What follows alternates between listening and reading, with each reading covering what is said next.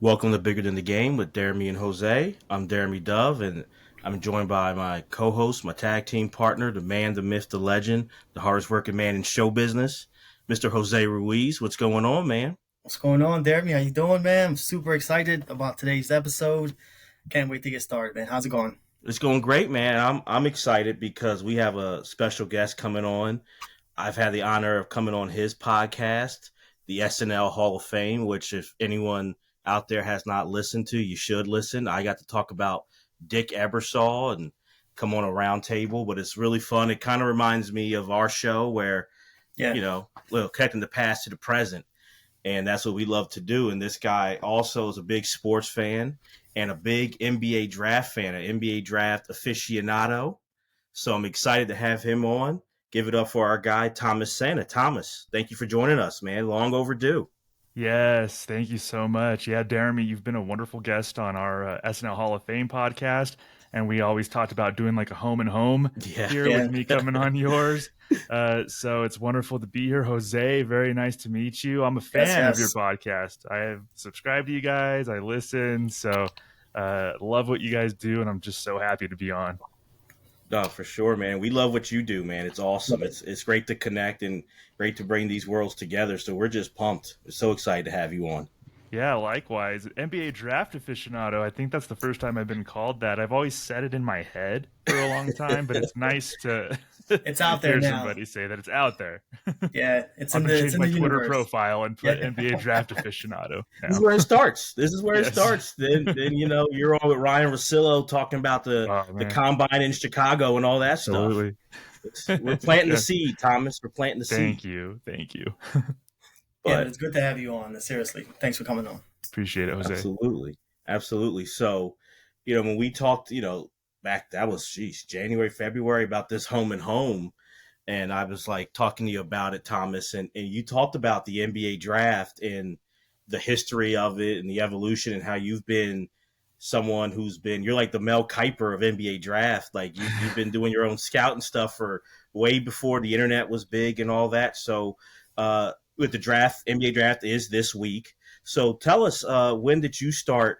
What was your first like draft memories, and what kind of hooked you into your love of the NBA draft?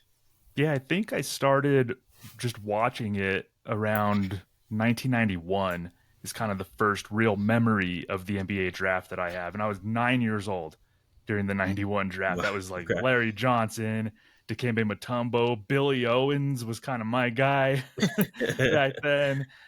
So 91 was about the first time that I actually remember sitting down and watching the draft. And when I started keeping like lists of my favorite prospects, my buddy Alan and I did mock drafts and all of that. And it was about 97. That was the Tim Duncan draft where I started really getting into it. And I mean, it was before even YouTube. So scouting, quote unquote, was kind of hard to do. You just had to watch a lot of college basketball, Yeah, really. But yeah, it was back in the early 90s. And it's been about 26 years since since I really started like forming my own opinions and keeping track of them and everything. Jose, how about you? What's your first like? I know you love the NBA draft as well. So what was your first like memories of it? man. I want to say around the same time, around 90, 91, 92 seasons, and that's when I was really heavy into college basketball. That's when I really started, and we've had these topics on our show, Jeremy, like those Duke UNLV teams and those early like late '80 Georgetown teams. Like I really didn't see like those Patrick Ewing teams really play live, but those UNLV teams, I caught the tail end of that. I was all in the Duke era, like so I knew a lot of these players, especially a lot of those ACC players. I was a big Carolina fan. I know you were a big Carolina fan as well, Jeremy. So I was all, anything UNC, I was all about it, and that's again that around that same time is when I started really like watching the draft and because again like the Sixers, we're based out of Philadelphia, so the Sixers were terrible around this time and they were always having high picks and we can get into that in a little bit, but yeah, it was around the same time for sure that I really was paying attention because again like now it included my team and it was an important process for the team that I loved. Mm. And that's interesting that you say that because I remember growing up and seeing for the NFL draft, Mel Right. Kiper always do it and thinking he's a big pro NFL fan, but really, and he said it, he's a college football fan, Right. and he knows team needs and stuff, but he's a college. So hearing you talk about college basketball, I wanted to ask Thomas as well. Um, was that where it started for you? Were you a big college basketball fan, and then it kind of grew into NBA needs, or how was that for you? Like to kind of hook to the NBA draft? I think it was a combination of both. My dad was a huge basketball fan. My dad was like a big Dr. J fan. My uncle, my nickname's Irving. My uncle calls me Irving because of Dr. J. There So you my go. family was all like big NBA fans. We also used to watch college basketball. I grew up a UNC fan as There you well. So go. we're Right like on. 3 for 3 here. I still have a soft spot for them. Not really much of like a fan necessarily Right. Me anymore, too. but I loved like Hubert Davis around that time in the early '90s. So it was kind of a meshing of both worlds, and I don't know why. Since a young age, I was just fascinated to see how guys would translate from college to the NBA, and there were a lot of misses, a lot of hits. The '91 draft specifically, like Jose said, UNLV was the big thing back then. Like it was a show, and as a 9-year old, it was super entertaining. So that was a big like I wanted to see where Larry Johnson, Greg Anthony, Stacey Ogman, like those guys would go. So it was the logical extension, I guess, of me being a young basketball fan. No, absolutely, absolutely. And I'll say for me, it was a couple years after you guys. '93 was my first draft memory, and as Jose said, Philadelphia. So Sixers having that second pick, and that's Weber. Penny Hardaway's third, but we know who was second. And the thing is, I feel because I know he's going through a lot right now, and everyone. The thing that makes it hard is everyone you talk to says how nice of a guy as a Yeah. human being Sean Bradley is. But I can't lie, it was like, oh man, like Fab Five, Chris Webber, Penny Hardaway being in blue chips and like getting excited for that. And then it was like we got Sean Bradley, and it was just like the confusion of he's 7'6", but just a lot of the ridicule he got locally kind of started it. So that was like my first draft. But then you look at from '94 and especially '95 stood out because of the Carolina connection and Stackhouse and Wallace, and us, the Sixers, drafting Stackhouse, but Rasheed Wallace being from Philly. And my mom was, she's retired now, but uh, a teacher, and she taught Rasheed Wallace in middle school. So there was always a connection with Rasheed and seeing where he went. So those were like the early. And '95 is also when we got to watch it at home. We got cable, so got to watch it at home the first time. So those draft memories always stick out for me. And then from there, you're right. It's funny going over who's going to go first, and really all you had were, Sports Illustrated, and kind of just your own eyes and talk radio at the time of who's going where.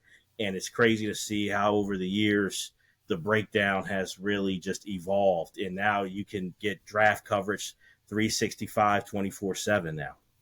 Man, I forget. Yeah, you guys are from Philly, and I forget in the '90s, Philadelphia Sixers were very prominent in the NBA draft. Like there was some Yeah. exciting years.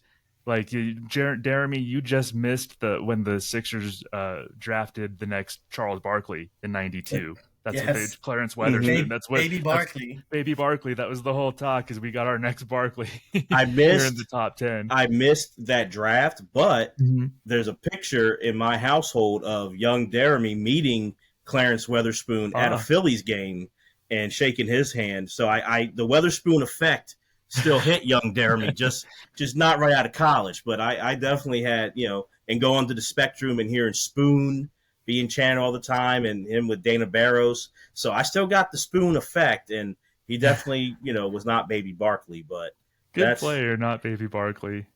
that's the fun part, I think, that I do like that the NBA has, that I feel even more than like the NFL, which is you still see it now where these player comparisons, and you look at it.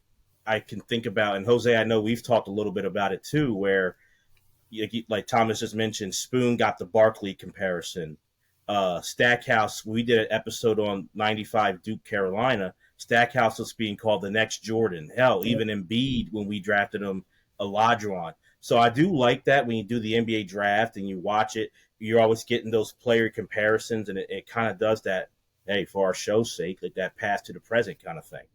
Right. And I'll say this, like I was young, so in those years, obviously, and in my mind, I still couldn't like really think about like, all right, like this his game is not going to transition into the NBA. Like I was not thinking in that way. I was like, I loved Jerry Stackhouse. Like that was early on one of my favorite players, and I remember I will never forget. We went like on a family vacation to like Puerto Rico or something, and when I got back, it was like a couple of days after the draft, and I remember there was a guy I was walking in the house, and I was like, "Who the Sixers?" Because there was no internet, nothing like that.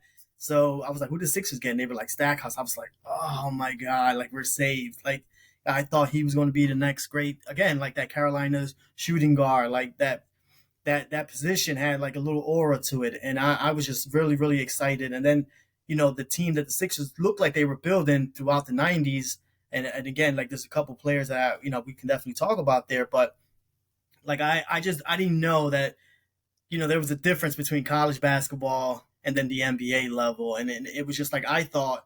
Because now I'm looking at all these Duke players, like we've talked about it here, Jeremy, as well, and it's documented for sure, like the Leitners and the Hurleys and all these other players coming out, and they're not really doing too much in the NBA, and it's like what's going on here? You know what I mean? Like, and then Mm-hmm. now I'm starting to really pick up on that, like like their game do not transition into the NBA, and then you have other players who may not have been as big of stars in college basketball, but their games do transition into the NBA and they become much better players. So at this time in my life, though, I was not thinking about that. I was just thinking like this dude was good. He's going to be good in the NBA, and that doesn't. It led to a lot of heartbreak for sure. That's a good lesson learned. That happened to me Yes. with Harold Miner. Yes. That happened to a lot of people with Harold Miner. He was baby Jordan. He was from Right. the 92 draft, and he got so much hype. And as a little kid, I look at him like, oh, he's bald. He's athletic. Of course he's going to be great. He's going to be like Jordan. And and yeah, you just don't know as a kid how to even look at how somebody's going to translate. It's hard as it is now for Right. professional scouts and adult fans like us, much less a 10-year-old being like, yeah, Harold Miner is going to be the next big thing. Jerry Stackhouse is going to be an MVP. Like, Well, to be fair, if you look at it and looking at all these guys we're naming, those Duke guys, Harold Miner, all the scouts were thinking the same thing because they're not guys who fell in the first round. They're all lottery pick drafted really high. So, like you just said, Thomas, like it's funny that that's also like as young kids we were doing that, but the pros, the scouts were doing that the same Right. thing, taking these guys, and their scouting wasn't as advanced as it is now. that's an inexact science, definitely, even for the pros. Yeah. No, but it's funny that I look at it. I want to ask you guys, what are, you can name out a few, but what are some of the big differences you've seen from going back to the early 90s when you guys, and myself as well, started getting into the draft to now and being big, like I said, aficionados? How has that evolved and changed? And do you like it for better or for worse? I'll start Well, with you, one of Thomas. yeah, one of the main things is international scouting. Yes. That's just progressed big time. Like back in even the 90s, that there wasn't much emphasis placed on international scouting, and I think the tipping point was definitely when Dirk got drafted in '98. Because before that, you would hear about an international guy, and then the obvious thing would be, well, he's never played against anybody good. College is much better than the competition he's played against. Who is this guy? Even as somebody who followed the NBA draft, I can't find video. I've never seen these guys play. Who's Chris Anstey? He's a big center from Australia. I don't know who this guy is. But when Dirk played in that the Hoop Summit Yep. game, and I think that opened a lot of people's eyes. We actually got to see him play on ESPN, and then obviously opened the Bucks' eyes. They are not the Bucks, the Mavericks. The Bucks wish they they had Yeah. kept Yeah, on to the that. Bucks drafted him. Yeah, Yeah. the Bucks drafted him and traded for Robert Traylor, which was a historic mistake. But I just think international scouting and Dirk being the impetus for all of that, and then people trying to find the next Dirk for however long. Every big 6'11" international guy who had a good shooting stroke was the next Dirk. But it's been really great to me to see how the international game has evolved and the draft has evolved with it. Those are great points, Thomas. And again, like I couldn't get that right. I couldn't get those players right. Like they would get drafted, and I would go nuts because I was like, who is this guy? And then next thing you know, again, they turn into Dirk and Manu and like all these other great European players. For me, like the shift that like really for me like hurt me as a college basketball fan was the shift from like players staying a couple years in college to their junior year, senior years, to the shift where guys were barely staying 1 or 2 years, and then the shift again from like guys not even going to college. Like, that made it really difficult, for me as someone who loved the NBA draft to, I didn't know how good Tyson Chandler was. I didn't know how good Eddie Curry was. So I'm watching that draft and I'm like, I'm hearing that these guys are good, but I've never really seen them play. And coming from where I kind of grew up, where I was watching again like those Duke players staying all 4 years, watching Stackhouse, Rasheed Wallace staying 2 years, like all these really great players, Tim Duncan staying 4 years, like all these great players staying in college, and now I'm watching them for a couple of years, and I can put my own perspective on it. Like, yo, this guy's going to be great. Like, he does this and this and that. I've seen him come from this to this. Like, it was just such a big shift that it was just like now it was almost like a guess.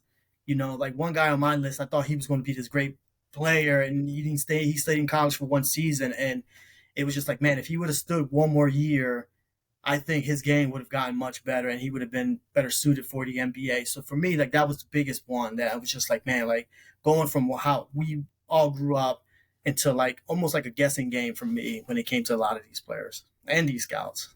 Mm. Well, let me follow up for both of you on what Jose just said. We've seen it transition from in the 90s, 95 Garnett, 96 Kobe and Jermaine O'Neal, high school to the pros, to where David Stern implemented the 1 year rule. Do you think it was better if you just went from high school to the pros, or do you guys like the 1 year rule in college?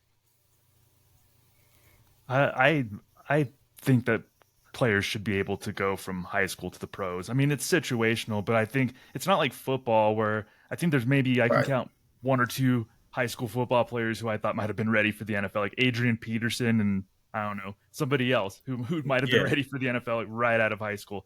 Basketball is different. I think I enjoyed like seeing Kobe come out and wondering how he was going to do. I up until 2005, it was always really interesting to see how these high school kids would perform, and I think I know it has a lot to do with like the collective bargaining agreement and the players association not wanting this to happen, and it's understandable. But I think just to me, it made it a little bit more interesting to have high school players in the mix up until like that 2005 draft. I think that was the last one that allowed high school kids, but I was all for it. So was I. I mean, other sports you can do it, right? Like you can go from high school to baseball and hockey and the NHL and baseball. Like you can do it in a lot tennis. Like there's no age, gaps. I mean, age limitations there. And again, the NBA is the only league other than again the NFL. But I think the NFL is understood. Like physically, most of these guys were not going to be ready coming out of high school.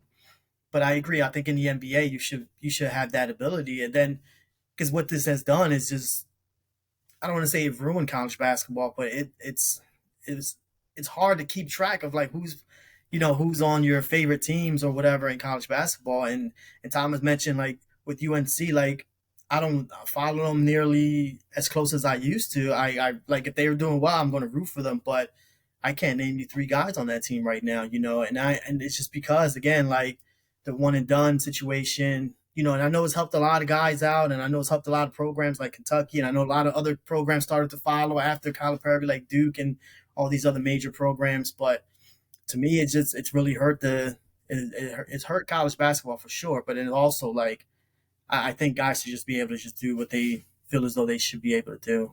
And I do think looking at a Kwame Brown and Eddie Curry, you mentioned like Tyson Chandler, certain guys. I don't think 1 year of college Right. is a big swing in their career trajectory, in my opinion. I don't. Now, if you talk about 3 or 4 years, yeah, we can really talk about that. But a 1 year thing, I don't think Eddie Curry's career is so different if he goes to whatever school for 1 year. Tyson Chandler, I don't really see there. And Tyson Chandler wound up Right. coming back and having a better career, toward the end. But I still don't see that being that big of a difference, in my opinion. And I would also add to that there, I mean, to jump in real quick, like what it's also doing is like these NBA records, like these point records and things like that, like it just looks different. Like, because if you think about it, if you had like a Lou Alcindor at the time, who obviously is Kareem Abdul-Jabbar, go play 1 year at UCLA. Now he's got 3 other seasons. He's still leading the NBA in scoring at this point. Like Jordan, like all these other guys. So now these guys like LeBron come out of high school and are skipping 3 or 4 years that these other guys really missed out on. It's just different. You know what I mean? Like, so again, like I look at these records that are broken. LeBron's a great player, but I just say like, and Hmm. again, I don't want to sound like an old man, but I just think like if these other guys could have came and played earlier, like these guys can now, it would have looked a lot different. I think somebody like Ralph Sampson would be viewed Right. in a much different way if he True. came out of high school, because he was at Virginia, I think, all 4 years. Mm-hmm. Yeah. So that would have been 4 years, and he probably would have been a high draft pick if we applied standards Absolutely. now to when he came out. 1979, I think, was his high school class, and he probably would have been a high pick then, and he would have had extra years in the NBA. So you're right, Jose. Like somebody like Ralph Sampson or a lot of players back then, they probably would have been looked at totally different if the rules were such, or if just the standards were applied to back then. Wow, that's a great one. That's a great name you threw out, Thomas, because Yes. that '79 draft, that's the Lakers taking Magic, and we know the era of big. So you have a 7'4" phenom like Ralph. It was '79. It's between Magic and great player, but Sidney Moncrief. But Magic and a 7'4" Ralph Sampson. I don't know if Jerry Buss and Jerry West and all those guys pass up Ralph Sampson. 7'4" Yeah, phenom like that. It's a great that could have question. Yeah. sold tickets. Yeah, and Bus back then was about like making it a show and drawing Mm-hmm. people in. He had just bought the team. He wanted to make a big splash, so that could have yeah, that could have made a big splash. Like it's hard to pass it up. And what does that do for Kareem, right? Like in Right. LA, like it could shift a lot of things. So it's a great point. No, that's a really good name. That is. I I also look at, for me, just wanted to see what you guys thought, and doing these comparisons. So when I was, when we were growing up for the NFL, especially in like the quarterback position, but other spots, if you were even a high rookie, it was expected that you needed to have a few years to wait. And I feel like now that's with the way college football has gone, that's changed where it's now we expect instant. If we don't see something instantly as a fan base, we're thinking, what's going on with this guy? Yeah. We kind of lose patience in the NFL where I feel like, and I want to see what you guys think, the NBA kind of has shifted where I felt like growing up, we expected right away to see a high draft pick make an impact. If you were one of those like lottery picks, we didn't see something, we're going, what the hell? Now I feel like due to the 1 year and just it's being such a young league, I feel like we're more patient with NBA high draft picks than we were. In my opinion, I want to see what you guys think about that. Yeah, when you were talking about that, Jeremy, I had it in my mind like it's almost reversed now. So I agree with you. So back then it was like you drafted Larry Johnson. The Hornets drafted Larry Johnson. They were expecting him to be their best player right away. Same with like Tim Duncan when Shaq got drafted. Oh my gosh, they were expecting an all-star appearance immediately, and he lived up to it. But I think you're right. I think expectations from teams and fans have reversed. Like you draft it's hard to think of an example. Like maybe I don't know, Joel Embiid. I know his situation was different because of an injury, but you understood even if he was healthy, that you understood it was going to take a few years to get to that next Hakeem level that Mm-hmm. people had talked about. But I think maybe starting around like when Kwame Brown got drafted around that time, I think those expectations you could see gradually starting to flip, where maybe we gave high draft picks a little more time to develop. Right. Now, I guess I'm going to answer that with a question. Do Yeah. you think, Jeremy and Thomas, please, do you think it's because I guess fans and organizations understand like these guys are now getting drafted so young that it's like we have to give this kid a couple years, at least a year or two, to develop a 3 pointer now? Because again, the game has shifted to like where everyone. I mean, I know college basketball has shifted to that as well, but like is it that, or because again back then you had Larry Johnson was playing 3 or 4 seasons in UNLV, and he's coming in. He's a grown man at that point, and he's ready to go. I think I don't know if it's that, but again, I think the MB comparison was a good one because again, like other than the injuries, when he came back from the injuries, it was like, all right, now we got to let this kid develop into like something else. Is it something like that? I guess because that's my mindset when it comes to those draft picks. But I I'll think let the y'all answer that. I think the better comparison that I just thought of was actually Anthony Davis. Anthony Davis came out of Right. Kentucky. One pick, he was fully healthy his rookie year, and he averaged 13 points a game his rookie year. He didn't Hmm. light the world on fire, but I think the at the time the Hornets were okay with that because they knew they could see what Anthony Davis was going to Right. be, and just because he wasn't a 20 point a game guy right away, that didn't bother them or the fan base because they could see the talent. I think it's because he only spent a year in college and he was still so young. So I think that's Jose. I think that probably is the reason you're not getting the 4 year Tim Duncan that gets drafted out of Wake Forest and just immediately becomes an all-star. And that's kind of what a lot of people halfway expected of him. I think Anthony Davis is a good example of somebody who didn't light the world on fire, but they could see that there was something there and they were Yeah, patient. you got some glimpses and some Yep. flashes throughout the Mm-hmm. year. Yeah, I agree. What do you think, And, Darren? and I think what you guys said is definitely dead on. And I'll throw out two things for me. One is I have to say I look at societal, and I kind of just feel like as a society, even in as we keep going further along, you know, we can go back way back to like our parents' generation. 22, it was like, well, what are you doing? You don't know what you're doing with your life. What's wrong with you? Like, Yeah, you should be looking at, think about getting married. Like, and like, I think that's just society where now we're kind of, even in the 90s, it was like, he's 21, 22. You're a grown man. You should be able to go out there and play. Now we're like, oh, 21, you're still a kid. Like, we still kind of get that. So then you say 18, 19, it's really like you're just a kid. So I kind of feel like the society kind of has an impact on it. And also, I'll say for me, in my opinion, and I don't know if you guys agree or not, I think the process, the tanking, yep, has kind of gotten patient. that's a good So point. now, you know, due to all right, teams are tanking, trying to get high draft picks. You're bringing in this young kid, so the youth and people are like, all right, he's 18, 19, but also you're coming to a bad team. So you're not coming into like a ready-made kind of team and situation. You're coming into this team where we're like, all right, even if we get our guy and we're so hype and we see the future in Anthony Davis, Wimby, all these people, you got a lot of pieces you got to build around. So I think there's kind of like, and don't get me wrong, I think fan bases still have an impatient side to them. But when you're in that tanking process, you're kind of like rewiring your mind to be like, all right, well, we know we're going to stink, but let's give this draft pick and see what we do 2 or 3 years from now and where we're at. Because even if he's not an all-star right away, that helps us Right. tank for the next draft. Exactly. So we know we have Exactly. something here, but we also know that he's not good enough to win us a bunch of games right away. So we maybe have a high draft pick in the next draft. So it's like a win-win for sometimes for these teams. Yeah, exactly.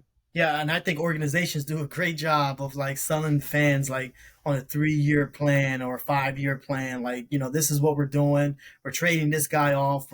We're keeping this guy because of a contract, and that contract falls off next year. It's like I think they're setting fans up for that as well. I think the organizations have a part to do with that. But no, that's a really good point, Jeremy, because I didn't even think about that.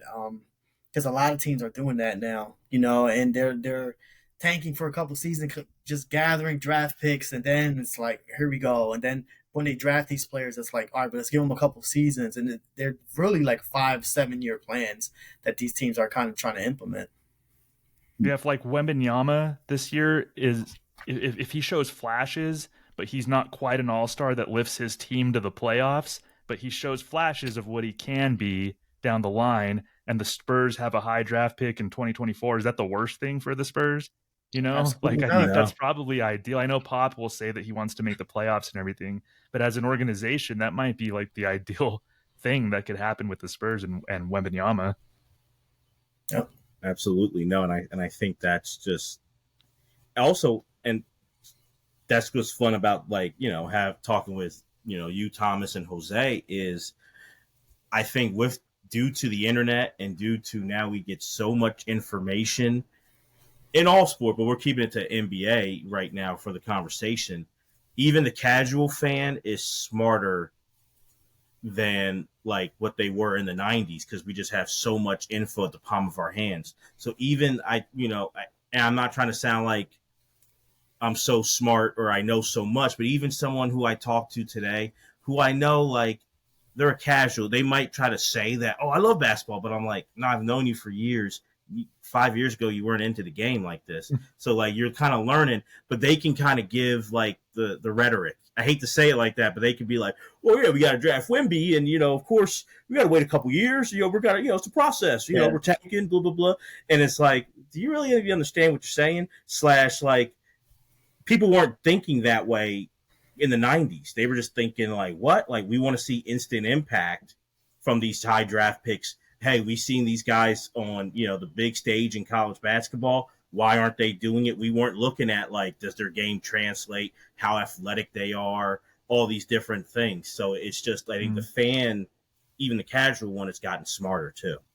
Yeah, I don't know if you two have PTSD from trusting the process for for a few years, Yes. but I think Hinkie conditioned a lot of fans, probably in Philadelphia, with that line of thinking too. That's a great point, Jeremy. Yeah, it's what's funny is, and I don't know how Jose feels. I don't have PTSD from when we kind of saw what was happening, back in over 10 years ago now. You knew what was coming in. You knew where Henke came from and who he was analytically. So I remember the arguments back then with people who were so upset locally about it. And like, they're killing basketball. They're killing it in Philadelphia. And I was like, nah, man, this is what we have to do. I'm tired of being a 6 or 7 seed and losing in the first round.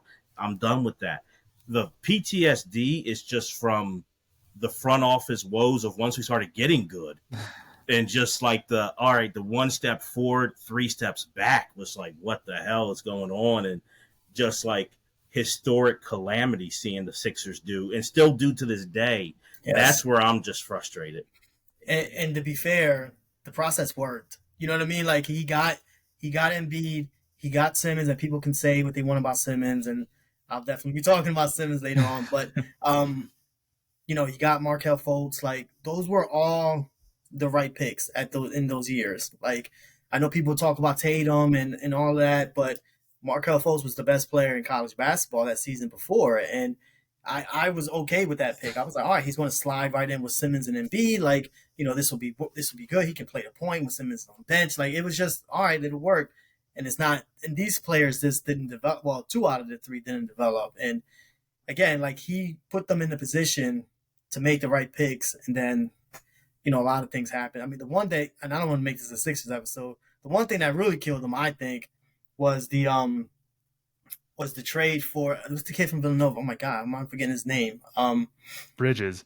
That's the one that killed them right there. Because if you put Bridges on with Embiid and whoever else, they're going to be okay. Even at the time, I had Bridges really high on my list, and I think a lot of other people did. And when Philly picked him, I'm like, that's a great pick. His mom worked in the front office, right? Mm-hmm. Like, there was a connection there. And then they trade him for Zaire Smith, who I didn't love. It was all athleticism, and he didn't know how to play basketball. And that's a good point, Jose. Like, that was like 2 steps back, just taking Bridges and shockingly trading him.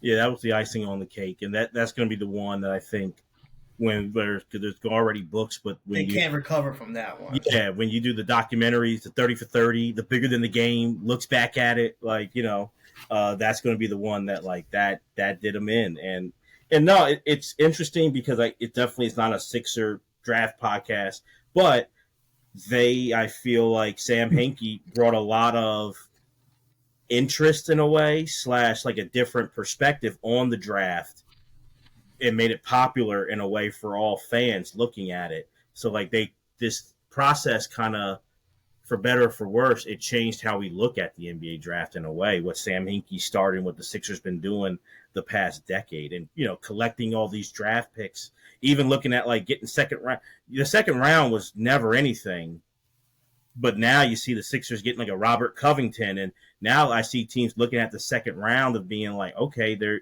you can maybe get a piece from that, as well. So I think they have shifted how we look at the draft for better and for worse in a lot of ways this past decade.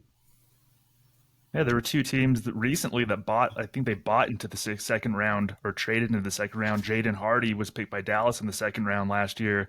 He's shown a lot of promise. And then Taylor Horton Tucker, I think the Lakers Yep. traded into the second round to get him. So you can find value there. Yeah, Jeremy. So it's interesting. I I definitely want to get into like our hits or misses, but just wondering what for you guys stick out as just memorable NBA drafts for whatever reason, for something that happened during the draft, or it could be a particular class or players. Like, what are some draft memories? Like certain, cause not all drafts, as we know in all sports, are created equal, and history kind of shows it for better and for worse. But what are some draft memories for you guys?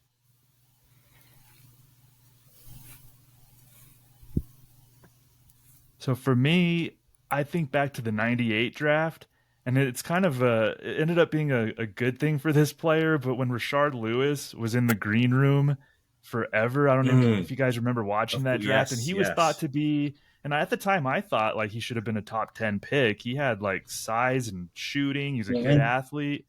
He inexplicably dropped to the second round, and my Sonics ended up picking him up, and I was just thrilled when we got Mm. Rashard Lewis in the second round. But watching him, it was just agonizing, man. Like every pick they would do a close up on Rashard Lewis and show him just shaking his head, and he had his face in his hands, and that I think the NBA's done a better job of inviting guys to the green room that they know are going to get picked at least in the top 20.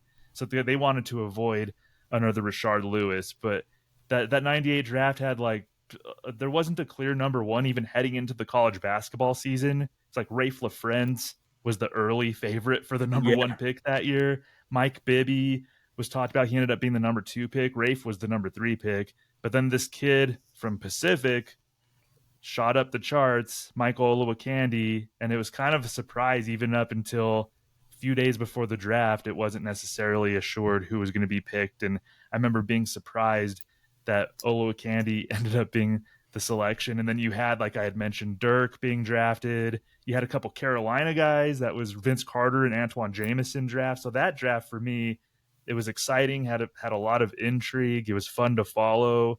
That was one of the first real memorable drafts for me.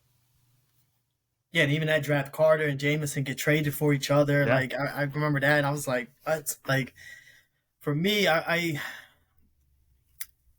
the when Marbury gets drafted and how emotional that was, and how he was like trying to like just kind of like speak to what he was thinking, and he couldn't even get words out. Like moments like that for me, like really like stuck out to me throughout the years, because it's like, yeah, like I know what he's trying to say. Like he didn't even have to say it. Like I knew exactly what he was trying to say. And a lot of players go through that, and had to leave early. He was a great player, and he had to leave early, and it was it was documented. That was documented as well, because again, like he was doing it for his family, and when he gets drafted and all those emotions just come out, and that for me is like great. Like when I see that, when you see the player get drafted and live that dream, and get up there and get walk up and get the hat, and walk out to the commissioner, and that every year I think that's what gets me now. And I think now though it's a little different. Like these guys are like, look like they're going to their proms, like, and they're like, their suits are crazy nice, and it's just a little different now. But I want to say, and that's happened like in the past. I mean, they always try to look nice, but you see funny stories like Barkley's, Sue when he was drafted, like things Yep. like that. Like before, it wasn't Jalen like that. Rose. Yes, yes, That was a good one. Yep. yeah. Before it wasn't like that, and I think when you can tell, like when these guys really when they were drafted, like how much it means to them. So for me, every year that kind of like sticks out. Man, I damn near teared up when Andre Drummond got drafted. I remember he Yeah. was the ninth pick in 2012 from Detroit, and he was just super emotional. Like he could barely utter a word, and I was like, I kind of got like a lump in my throat when I Yeah. watched him. Thomas Robinson that same draft too. I remember him being super emotional. Like you're right, Jose. That's like some of the fun part is seeing the Right. humanity come out in these players. Like the biggest moment up until that point, the biggest moment of their lives, pretty much. No, because it's true. Like, don't get me wrong; these guys are great athletes. In genetics is there, but people forget how much of a journey and how hard these young men have worked to get to that point. It's not easy. In any way you look at it, no matter what, it's hard work. It's a grind. I do always think about um, the Kyrie Irving quote from the and one mixtape, like the greatest mixtape, that 30 for 30, where he was like, no, like you can't compare like the and one player to NBA player. He goes, it's our jobs. We have to play basketball when we hate basketball. Right. When we don't want to play it, we have to play. And people don't think about that. We play it, at the YMCA on a Friday or Saturday to get away from work or something. It's like, I could do this for free. And it's like, no, you wouldn't. Yeah. No, you wouldn't do this for free. Like, and yeah, they're playing it just like with us. We go to our jobs when we hate going. Like, we don't want to go, but we got to go. That's what it is for them. So it's a great point that even before the NBA, people forget how hard these young men and their families and coaches all put in with them. So no, I absolutely. For me, it's 2-1 negative, and this one can kind of go to our future segment, but never have I been more right than the 2000 NBA draft. And I'm going to be honest, because it was, Jordan had hit the shot in 98. And for me, all I knew was like really Michael Jordan in the NBA.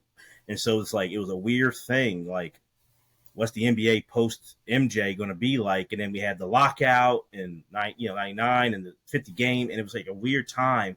And then it's like, well, who's that future draft class? And I remember looking at the 2000 and I go, I just don't see it anywhere here. It's just like, because I remember being like, is Kenyon Martin as the first? Is that really good? No. Like, he's your. I knew it then. I was a kid. I was like, this doesn't feel right. And that's the first. I was like, where's this league going? Because I'm like, this is the future. And I'm like, Darius Miles, and I'm like, oh boy, this is. I didn't have high hopes, so that was one that stood out. Where it was, I hate to say, even in that moment, I'm like, this is not. Yeah. This is not going to pan out well. And I'm like, where's this league going? If we get a draft class like this, I'm like, I was worried. But for a positive, on a personal note, was being there. I actually got to go to the NBA draft, and it's a memorable one. Honestly, I went to the 2008 NBA draft. Nice. And that was a memorable day for a lot of reasons, because, my brother and actually, no, the year before, my dad and a couple of friends had tried to go. And we, this is how it was. There's the internet. There wasn't a lot of information on when you have to be there, what time do tickets. So we get there. I had a friend who overslept, and he slept over my house, and he wouldn't wake up. And the frustration is still there 16 years later. But we get up there about like 11 from Philly to New York City, and the line's wrapped around, and there's no way we're getting tickets. And I'm like, man, I was pissed. And I'm like, next year, I don't care. I know we got to be here by 6 a.m. I'm getting here. I was just determined. It didn't matter with the draft class. I was just mad about that. So I took charge the next year, and everyone, hey, by 3:45, get up. We got to get to the train and be there. And Thomas, you haven't seen me in person. Jose has. I'm not. No one would look at me and think I have speed. But that day, I was running around Madison Square Garden, and I got like top 10 in line to get tickets. Wow.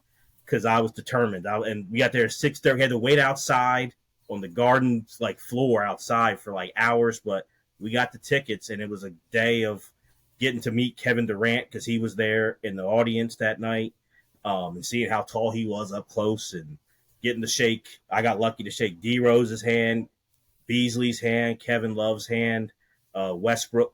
I remember he wasn't there, but like that pick of him being a big deal. So it was just awesome to kind of be there. So for me, being there for the '08 draft was really cool. That's a good draft. Really good Yeah, draft. you got to see a really good draft too. Westbrook, that Kevin Love, Brooke Kevin Love. Lopez. That was a heck of a draft. Yeah, Yeah. it was like Westbrook Love, right? Back to back, I think it Yeah, the was. UCLA guys. Yeah. Yeah, they went back Yeah. to back. And Westbrook at the time, I was unsure about him. Right. He was more so like he was a great athlete, but like what is he?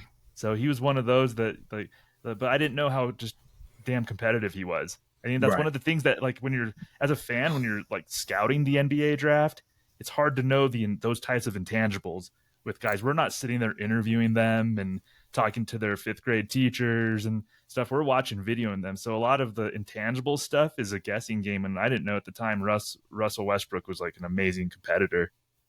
Yeah, Mhm. you can't measure that stuff. Yeah. Like that you just don't get that. And again, you don't find that stuff out. I mean, you can find that out like I think through tape and film and stuff like that. Like you can see some of that, but again, like once you get the guy in the gym, that's when you see that stuff come out. And I remember Kobe was interviewed one time, and they asked him like, "Who do you think is like comparable to you?" And he was like, "Oh, that kid Westbrook." I was like, "All right, like I'm gonna watch him now, because again, like he's still a tremendous competitor. So I give him that for sure." Yeah. You don't know what's going to happen once they get paid, once they realize their Right. dream of being in the league. Are they going to get complacent? Mhm. That happens. It's happened All to the a lot time. of really All talented the guys. time. So that's one of the fun things about following the NBA draft as a fan is that there's so many unknowns, and we do our best to project and fill in the blanks, and that's oftentimes why we get stuff wrong is because we don't quite see who the people are behind the highlights and games that we watch. And also the way like we talked about how it's changed. So now you're not going, Charles Barkley has said it, and that's way back then. But if he went to a team being fifth, that's by the Sixers, he went to a team with so many veterans who helped him, showed him how to be a pro. He gives we mentioned it on our 83 Sixer episode, Jose, the props he gives to Moses Malone and teaching Doc on how to be a veteran. And so we don't know where now guys are coming in, and the oldest guy is like 24. He's still a kid, really, and he's trying to learn. And then you have 18, 19-year-old, like there's not that. So a lot of times it's also, man, if they can go to the right situation, and sometimes we think, oh, they got drafted here or they fell. But then you look at it like they fell to a better situation than if they would have been an earlier pick. Yeah. No, I agree with that. And again, like veteran leadership, I think I don't know if it was Gilbert Arenas on his podcast was talking about it, and he was like, it might have been someone else, but that they were basically like what they were talking about was just that. Like what's wrong with the NBA is the veteran. There's no veteran leadership, and again, like these kids, again, to your point there, I mean, I might repeat exactly what you just said, but like these kids are coming in and there's kids who are leading them, you know what I mean? Like, and you need that, that PJ Tucker on your team, like you need a Haslam on your team. And I'm not saying every team needs to just carry an older guy just to do that, but it's an important part of like, of an organizational process. Cause again, like a lot of times these kids may not want to listen to the coach, but you have that second coach who's like helping out and kind of implementing a lot of that stuff. So no, that's a great point there, because I just recently heard that. So it made a lot of sense to me. And to that point too, back in the late 70s and early 80s, as far as the draft goes, you would see a lot of the great teams have high draft picks because they would swindle the bad teams. Yeah, like the true. owners of the bad teams made bad trades. So like you would see the Lakers had the number one pick in 79. The Lakers also had the number one pick in 82. That's when they got Worthy. The Sixers got Barkley with the top 5 pick. The Sixers weren't one of the 5 worst teams in the league, yet they had the 5th pick in the draft to get Barkley, because the smart GMs and owners of these good teams would kind of take advantage of the desperate owners on the bad team. So Magic Johnson went into a situation where he had Kareem as like a veteran type Yeah. of presence. You had James Worthy going into the Lakers as the number one pick with Magic and Kareem and Michael Cooper and all these guys. Charles said he went into a team with Doc, with Moses Malone. So that happened more so back then because the good teams would just steal high draft picks from the bad teams more Yeah. so than now. That's true. That's true. It was definitely wild. They had to put like rules in place, Mm-hmm. Like the especially Stepien rule or something. The Cavs yeah, owner about to say made it. some Yep. bad trades. Yeah. He built some teams in the '80s. He built some teams like based off of his. Mm-hmm. Yep, because Secret Base, that YouTube profile, like if you follow, like they had like a little like docu series on the history of the Cavs and just how bad Ted Seppian was and the picks that he was making and like how he could have built a dynasty in the '80s for the Cavs with those picks, but he just kept trading it away. It was hilarious. The league had to say, cut it out Pretty much, already. pretty Here's a much. rule named Yeah. after you. No, before we get to the something that just popped into my mind though that I was wondering about is one thing that it is, and I don't know, this is just how I feel, and you guys may disagree. I felt like growing up, I'll be real, like the entire draft was exciting because you love college basketball, but anywhere, I won't say the entire lottery, but I'll say like the top 10, you felt like you could get somebody. And now I kind of feel like the lottery's kind of gone down to like the top three. Like if you're not in the top three, then it kind of like it's like a disappointment for other teams if they get the fifth or sixth pick. And I don't know, do you guys feel the same way or not? Like I don't feel like there's an excitement where, all right, we're the seventh pick, but like, hey, we still can get someone. I kind of feel like it's if you're in the top three, maybe you could say the top five. I don't know. I don't even know if it's the top five anymore. It's like the top three, and then it's kind of like no one's excited really for like those picks and like that city or that franchise, that fan base. Yeah, I don't think the Pistons were all that excited to get the fifth pick this year. Like to your Mm-hmm. point, they had the fifth pick, and back then you'd be like, all right, we got a top five pick. But I think it's a lot to do with tanking and how Yep. teams are trying to build their squads, and they're going all in to try to get Wembenyama and then maybe Scoot or Brandon Miller if they don't get Wembenyama. Outside of that, like they're putting all their chips in to get like the best player in the draft, not to get the fifth pick who might become a role player, might become an all-star, but it's less sure than like Wemby would be. So I think just how hard teams are trying to push their chips in to get that top pick, it's more of a disappointment when they get the fifth pick because they put so much effort into trying to get Wembenyama or the top prospect. Yeah, no, I agree with that 100%, Thomas, and even like fans, I think feel the same way. You know what I mean? Like it's just like you knew what they were doing that whole season, and you traded four other guys and during the trade deadline because again, like you were going all in on this tank, and then you get the sixth pick, and you're like, oh my god, like this isn't going to do anything for us. Like what we were talking about earlier, it's like you tank for that great player, and when you get this great player, then it's like, all right, like we got this piece. Now we're going to build around them. But, for a lot of fans who, like many people, don't follow college basketball either, like, again, maybe because of the one and done, maybe I don't know why, but, they may not know the depth of this draft, like, or whatever the case may be. So, I think a lot of it goes into that. But I agree with you there. I mean, like, I think top three, and that's it. Like, after that, like, folks are done. Like, you know what I mean? Like, we get the fifth player. Hopefully he pans out. If not, and I don't even think fans are as disappointed as the way they used to be, where if it's you get a sixth pick and it doesn't pan out, it's just like, all right, like we're just going to move on to the next couple seasons and try to get a better draft pick. So I think that's spot on because I haven't really thought about that, but that's the case for sure. No, And you're right, Jose. I think fans should be excited for even the fifth or sixth pick because I kind of Right. looked at the numbers. I've done like redrafts. I have like an Excel sheet where I have like redrafted pretty much since the ABA NBA merger. And yeah, I looked at how many all stars there are per draft. And on average, there's 5 or 6 all stars per draft. Yeah. So, and the lowest being 3. So at worst, any given draft is going to have 3 All-Stars. Even the 2000 draft, Jeremy, that you referenced as all-time bad, had 3 All-Stars. One of them was Jamal McClure, but he still counts. He was an All-Star one year. Yeah. But there's usually 5 or 6 on average All-Stars per draft. So if you get the 5th pick, if your front office knows what they're doing, they should be able to find you close to an All-Star player in theory. So yeah, and I love the positivity that Thomas brings. I'm saying I'm trying. The way you spun Jamal McClure right there, that you Yes. are a definition of optimism right there, my friend. Because I don't think I've heard anyone do that. I don't think back in his college days people were talking about him as nicely as you just did. So I don't think he would talk about himself that nicely. If I had a time machine, I would go back and try to be Jamal McClure's agent and talk him up and let's make some money, kid.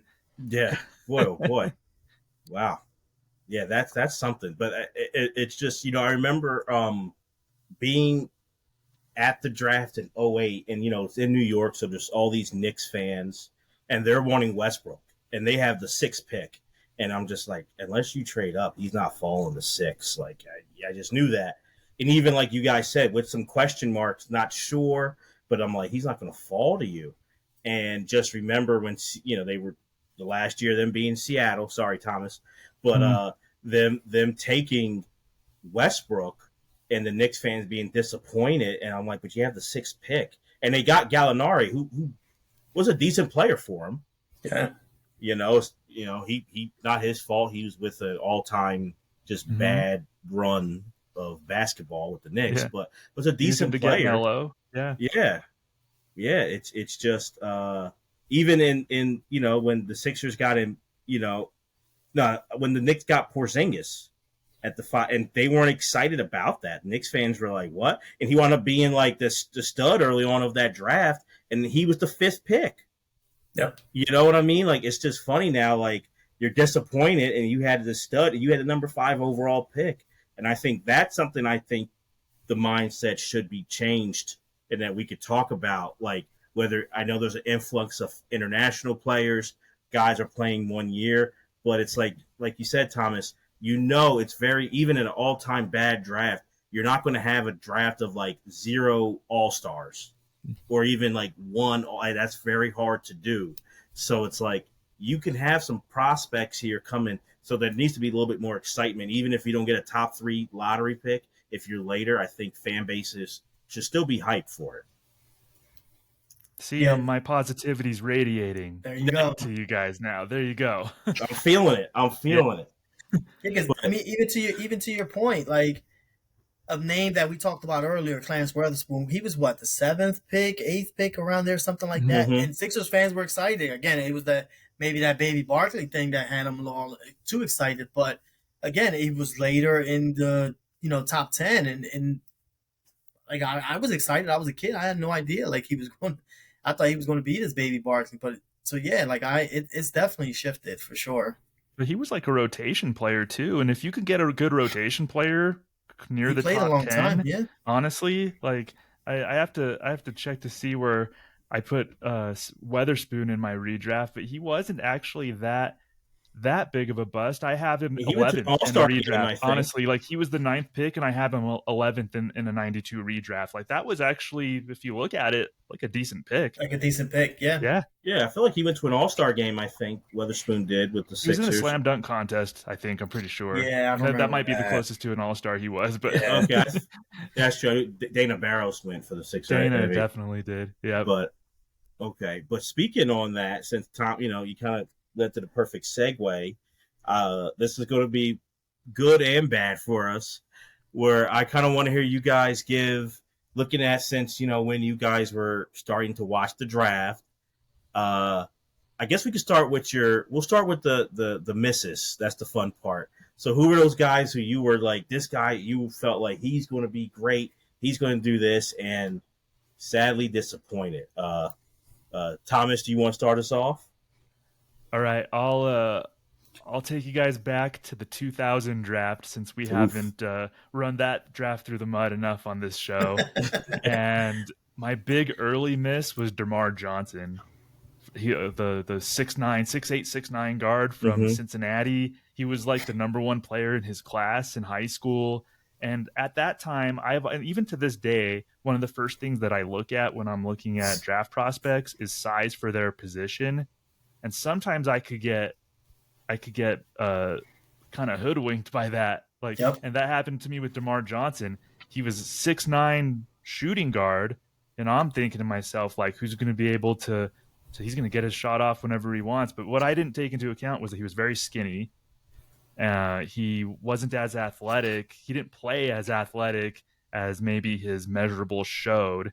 And there was some questions about his work ethic. There's this story. I'm pretty sure it's a true story. I heard it back in the day that when they were at the McDonald's All-American game, Mike Dunleavy Jr. was in the same class as DeMar Johnson. And I think Dunleavy even alluded to telling DeMar Johnson like that his dad, Mike Dunleavy Sr., wasn't so hot on DeMar Johnson as an NBA prospect because he would kind of be lazy on the court a little bit. And so there was like maybe some work ethic concerns with DeMar Johnson, but I was just looking at this 6'9" shooting guard and thinking like I can imagine him posting up Allen Iverson and just getting his shot off whenever he wanted. Big mistake on my part. Yeah, I got a couple of those for sure. But some of these guys that I looked at played a while in the NBA, but for me, I just felt like didn't pan out to what I thought my expectations were. They didn't know that, but it was what my expectations were. The first one I thought of, and I mentioned this earlier when we were talking about Stackhouse, right? Because Sixers draft Stackhouse, and then they draft Iverson, right, in '96. Then a couple years later, I felt like they got the next piece where they were going to go ahead and move forward and get out of all this losing and things like that. And it was Tim Thomas was one for me that I thought was going to be this prototypical new small forward, 6'10", 220, 230, whatever he was. And, we got to see him, play as a freshman in Villanova. So it was just like I saw him from in college and I was, big fan of his. And I just felt like Stackhouse at the two, Iverson running the point, and now you got Tim Thomas playing small forward or power forward, whichever. And, because he was athletic enough to guard the three, but then he was big enough, obviously, to go down low if he needed to. Now, that wasn't really his game, but I just thought Tim Thomas, I thought he was going to be this really nice player for the Sixers, one of those foundation pieces, and it didn't pan out. And Larry Brown came in, and Larry Brown was like, all right, you got to go. I need Tyrone Mill. So, so what do you think it was about Tim Thomas that caused him not to pan out like you thought he would? That's a good question. I'm not sure. I mean, I don't know. Again, like I know he started to get beat up a little bit injury wise a couple seasons afterwards, but I don't think it's that. I'm not blaming the injuries at all for that. I'm to be honest, I mean, I don't know if it's a work ethic thing. I hate to point to that, like for some guys, but the talent was there. Like he had all the talent in the world. Jeremy got this grin, and I got a feeling he got a Tim Thomas story. But yeah. I don't know. Like I'm not exactly sure why. I wish I knew why. That's a great question. Yeah. As Sixers fans, sure. were you happy because the Sixers got him because they traded Keith Van Horn, right? That was a draft day trade. Would you at the time? Did you prefer Tim Thomas to Keith Van Horn, and would you have just not made that trade looking back? Jeremy, I'll let you go first. Oh, okay. For me, well, Keith Van Horn didn't want to come here. Right. Yeah, okay. So he had openly said he didn't want to come to Philadelphia. That's right. So that kind of made it easier to be like, well, you don't want to be here. And Philadelphia sports at the time was kind of dealing with that, with guys openly saying we don't want to go there. So I was kind of like, yeah, okay. And I wasn't sold on Keith Van Horn personally. Tim Thomas kind of had see the weird thing is like being local, you hear things, and not saying it's true or not because you don't know, you're not there, but you start. So that was the thing with him, and kind of hate to say it, I'm with you, Jose. I don't like saying it, but the laziness and like the knucklehead, hard-headed, stubborn, he's going to do it his way. That was coming out at Villanova.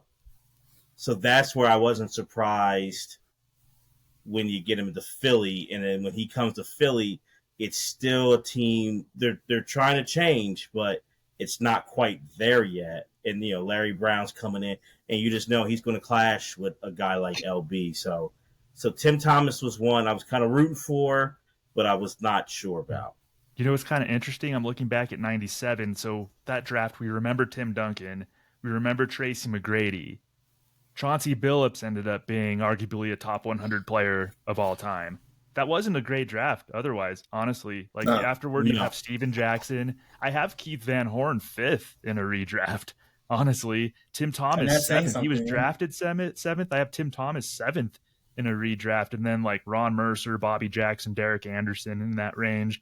So decent players, like pretty good role players, but not a great draft. So it's Hey, interesting how we can look at these players and look at drafts and look back and go, huh, I guess like Tim Thomas, I agree with you, Jose, that he probably wasn't as good as I thought he was going to be.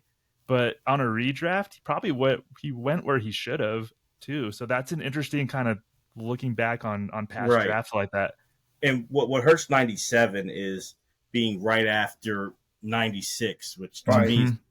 I think the best draft ever. So Mm-hmm. then it gets amplified when you're the year right after such a great draft as 96. That makes it even look a little bit like worse. And even with Billups, like he didn't start off strong, No. like that Yep. he developed into what he became, and which he became a great player. But so even looking at that early on, it looked like a terrible draft, Yeah. right from the jump. So No, it's really known for Patino, being the Celtic coach and him really just screwing that up. And the Celtics were really trying to tank for Duncan. yeah, And, David Robinson's injury really helped. It changed the Spurs' fortune, changed everybody's fortune. Greg Popovich, all those guys. Patino was trying to make the Celtics to Kentucky. Pretty much. Yeah, he had gotten. I think they had Walter McCarty and Antoine Walker Anton Walker already on the Mercer. team, and then they Yeah. ended up drafting Ron Mercer. Yeah, Which was a good Kentucky team. That 96 Oh, championship gosh. team, yeah, really, really like underrated how like that was a deep team. So like I understand a little bit why, but yeah, it did not work. His style did not work there. For me, I go to the 99 draft, and in 98, 99, Duke was just that team, and they were number one for like the whole year. They were dominant. The Great team season. was great season. To me, one of the best teams never to win a championship. 99 Duke, UConn, Rip Hamilton, they beat him in a title game, but the team was just loaded. And yeah, you had Elton Brand, you had Corey Maggette, Shane Battier was on that squad. He didn't come out that year, but William Avery was that point guard, Good one. and I just kind of thought he had it. Like he just had a skill. He was kind of understated because he was playing with all these big name guys like Elton Brand and a Corey Maggette, but William Avery just showed that he had handles. He was quick. He could hit that open jumper, and I thought, he was 14th overall, but I kind of thought he's going to be that guy. He's going to be an all-star for sure, and he got 3 years, and that's it, and never came back to the league even. So William Avery was a big oof. He didn't make it at all, and I thought at least he could be an all-star type of player, but he was barely a roster type of player. So yeah. William, and especially going to Duke, dominating, and at the time, it was starting about Duke players, but it wasn't quite set in stone. For me, that class set it in stone of these Duke. Now that's changed with the one and done, Yes. and post Coach K coaching the Olympic team, that thing changed. But pre Coach K getting the Olympics, this was the final straw for me. Where if you're a Duke guy, I'm looking at you sideways now. I'm like, you're not going to translate. So William Avery was the nail in the coffin for a while for me for Duke players. Yeah, I think he couldn't really shoot that well. He was kind of a tweener guard. He wasn't like a classic true point guard, William Avery. But he didn't have the size that you would want in a two guard necessarily. Couldn't shoot. It didn't turn out to be that great of an athlete, I suppose. I thought he was going to be a lot better than he was. I thought Trajan Langdon would have more of a role in the NBA as just a shooter, as just coming off picks and shooting. Elton Brand actually kind of saved that, and of course, to a certain extent, Corey Maggette you mentioned, but Elton Brand actually did pan out. But there was that stink on Duke players. Yeah. Jeremy, you're right, for a Well, long the thing time. is, it was where the line was for college basketball. So Mm-hmm. it made, and Duke took it in Kentucky. Rick Pitino did too, but how close up it was, and it made these guys look like, oh, they're going to come in and be the next Reggie Miller or Ray Allen when they come in, and it's like, oh, wait a minute, no, he steps back a little bit, and it's Yeah. totally different. And then I think that's where a Langdon and Avery, you're like, oh, these guys can hit the shot, and it's like, no, they can't in the NBA. Like they didn't have it. And you're right, Thomas. It's one of those times where you're younger, you don't see like, and then also like I'm looking at Allen Iverson at 6 foot, so I'm not. Right. It kind of throws off. I'm not thinking he's a freak athlete, even though I knew it. Right. I didn't translate like, oh, he's one of one as far as He's athleticism. a unicorn. Yeah. You know, so you're like sized as for a point guard didn't really get me at the time. But Yeah. you're right; those things really hurt him. Yeah, we kind of learn as fans watching prospects and stuff. That's one of those like learning lessons. We kind of take that and apply it. You know, a recent one that I was wrong about, who I didn't think would be good and turned out to be really good, is Jaylen Brown from the 2016 draft. Oh, He had wow. a weird year his freshman year at Cal. I know he was like a big time high school prospect, but I just thought like I thought he got a lot of his points by just his physicality, and I didn't see a lot of skill there. I didn't think he was athletic as I wanted him to be, and I thought it was a reach at number 3, the Celtics taking him. And at this point, he's definitely one of the 3 best players in that class. He's arguably maybe depending on how you feel about like Brandon Ingram, Jaylen Brown's arguably the best player from that class. And I was dead wrong about him. I was like, why didn't the Celtics take Chris Dunn? You know, a lot of people were wanting them to take Chris Dunn in that draft, and I was just so wrong about Jaylen Brown. I thought he was just all like getting his points in a physical way, like Shabazz Muhammad. I thought he was like the next Shabazz Muhammad who just overpowered people. That's kind of how I feel this year about Cam Whitmore, and I'm prepared to be wrong, but I'm not a huge Whitmore fan, but he might prove me wrong and become the next Jaylen Brown. You can't have him dribble left. Yeah, well, I guess Jaylen Brown still can't really dribble, but he's overcome that. Yeah. Oh yeah. Another one for me, I got to be honest, was and it's weird. I don't know if you can call because he did win Rookie of the Year, but Emeka Okafor was someone I thought would have been a lot better than what he was.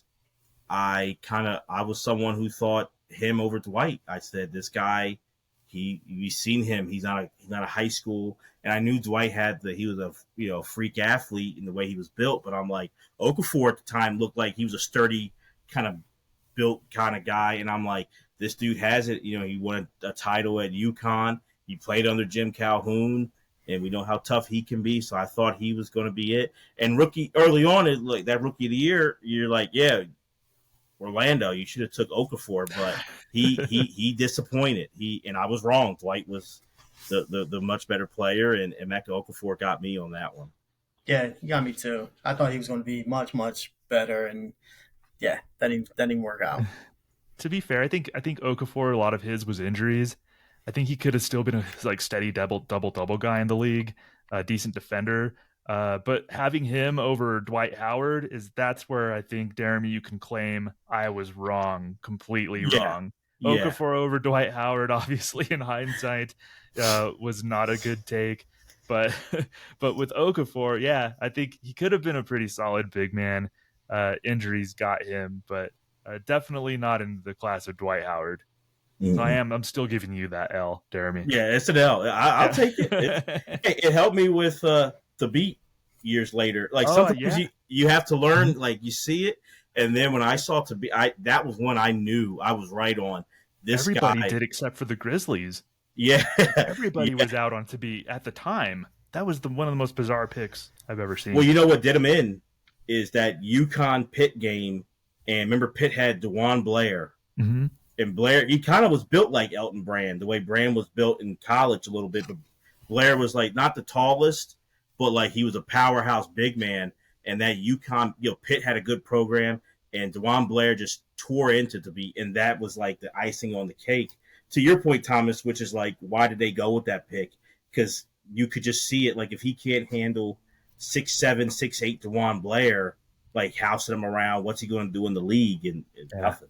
That was bizarre. So Jose Deremy and I shared 2 misses. You got to join us. Do you have another miss?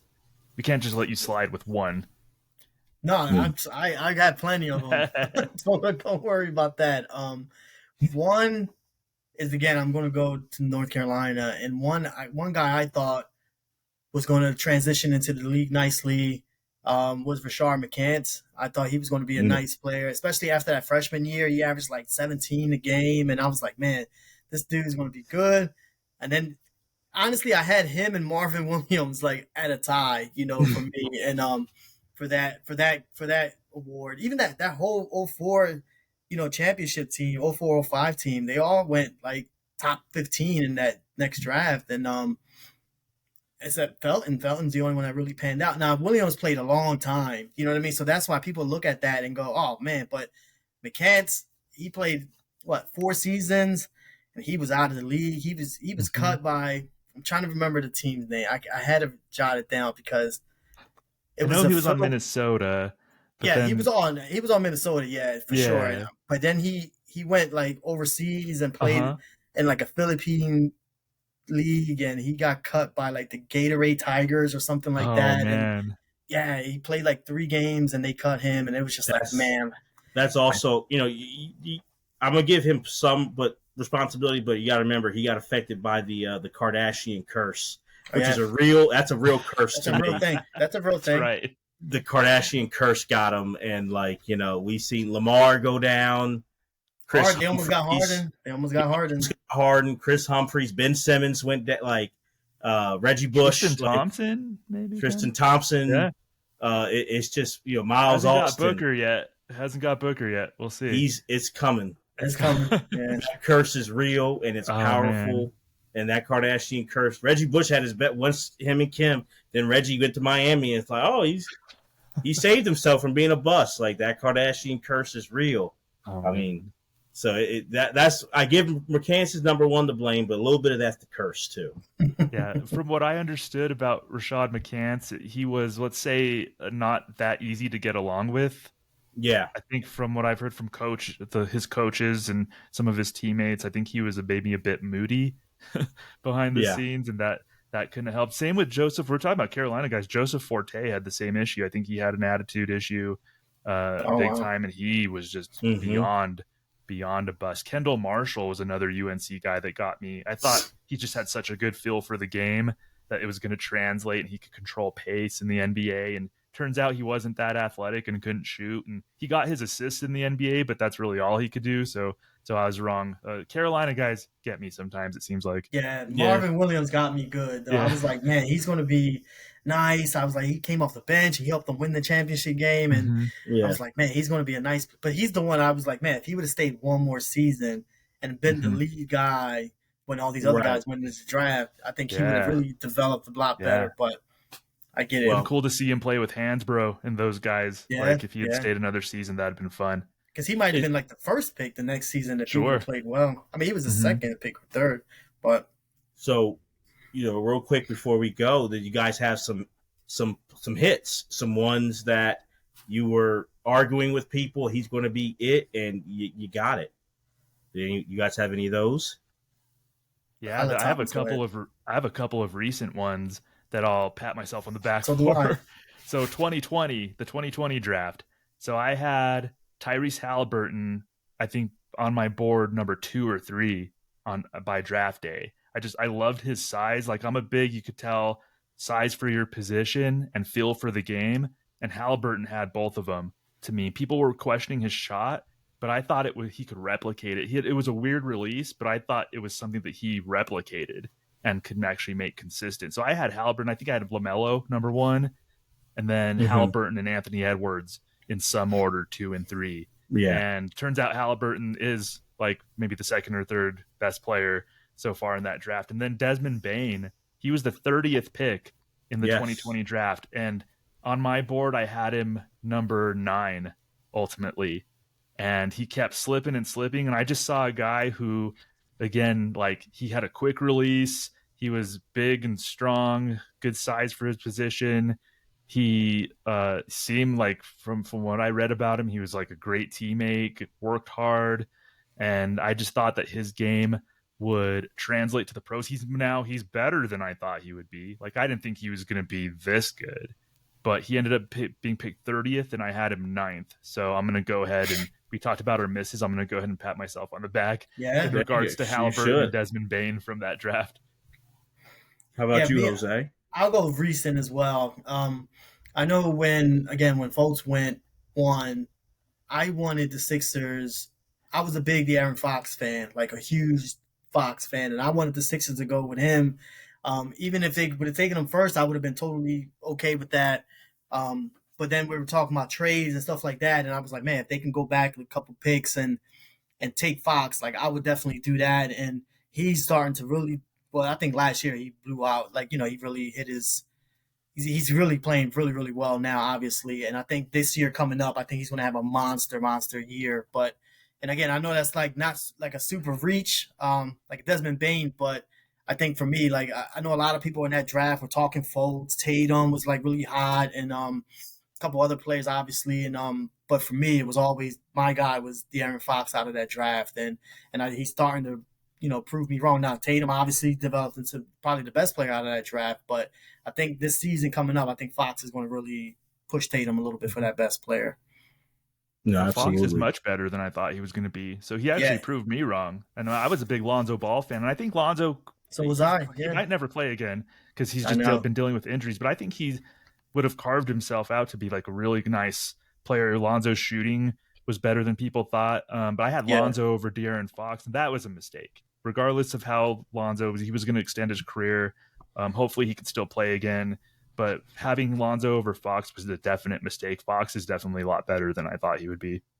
For yeah, he's sure. really he's developing really Mm-hmm. nice for Sacramento. No. And real quick for mine, I'll go back to '99, and I'm going to go Ron Artest.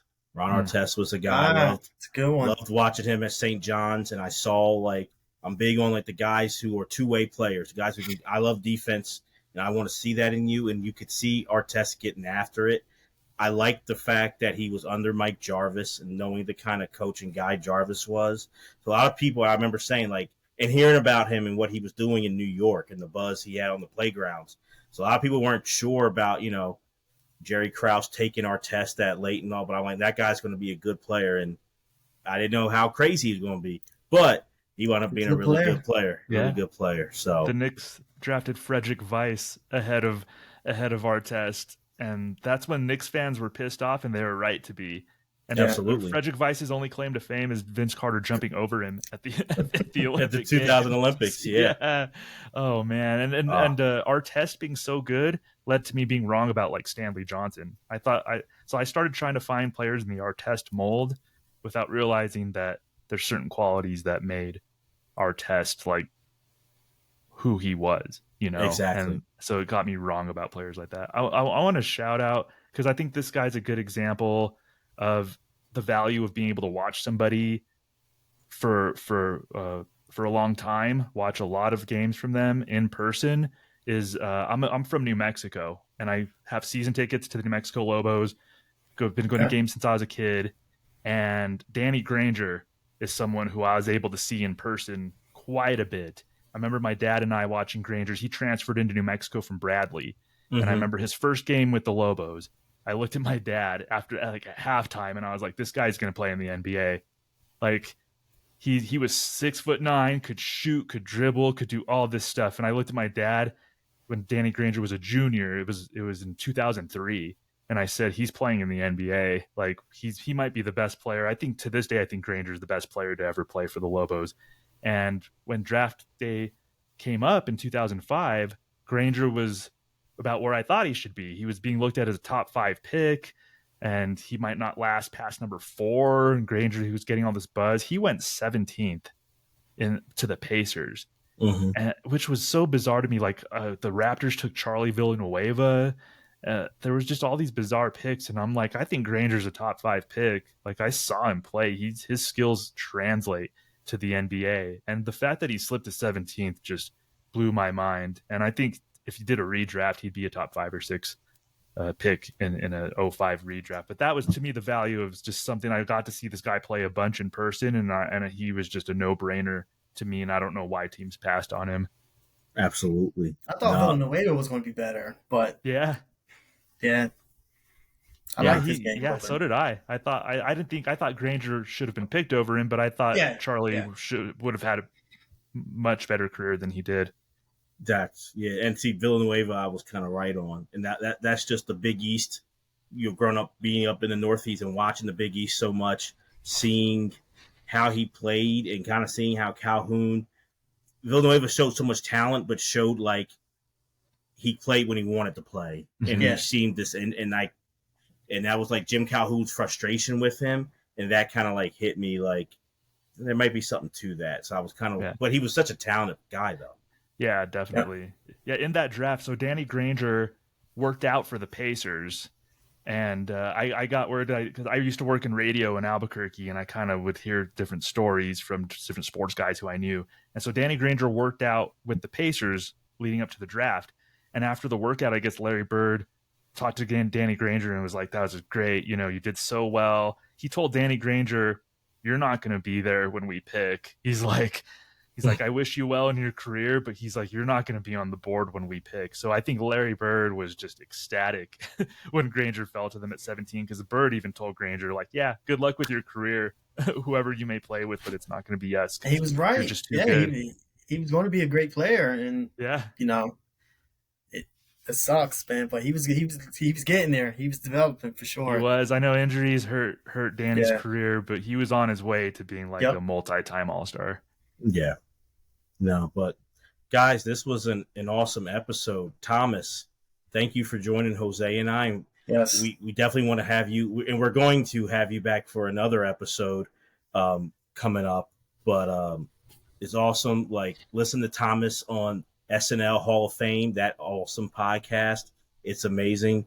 If you love pop culture, history, entertainment, just the Hall of Fame process, Thomas does an amazing job. So give him a listen, give him a shout out. And man, thank you for joining Jose and I, man. Gosh, thank you guys so much. And at the SNL Hall of Fame, we just actually announced our season 3 class of the SNL Hall of Fame. So you could go listen to that. Pretty big class. So there's going to be a lot of, on the next ballot, there's going to be a lot of room for some people. And then season 4, we have an episode coming out in September to announce we drafted the season 4 nominees. So you could hear us drafting and you find out who the nominees are for season 4. Jeremy's going to be on an episode with me, and I'll go ahead and spoil one of the nominees for season 4. Jeremy's going to be on with me talking about Adam McKay as a nominee, as a writer. So that's going to be a fun show. Jeremy, you've been a great guest on our podcast. I'm glad we get to do this home and home. Jose, really nice to meet you. Yeah, I enjoy you and Jeremy. I enjoy your guys' dynamic, and I enjoy all the episodes. Like I said, I'm a fan and a subscriber, so this is just great to have sat in and chatted with you guys. No, man, appreciate it. Yeah, appreciate it. You've been a great guest, and for our amazing guest Thomas Sena, for the man, the myth, the legend, Mr. Jose Ruiz, I'm Jeremy Dove. Thank you guys for listening to Bigger Than the Game with Jeremy and Jose. Peace.